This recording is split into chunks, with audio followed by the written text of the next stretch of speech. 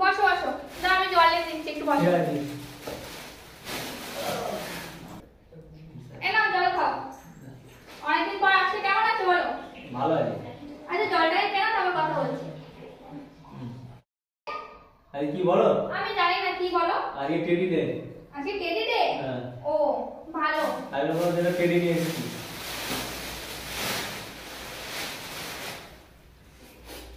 Happy teddy day. Thank you.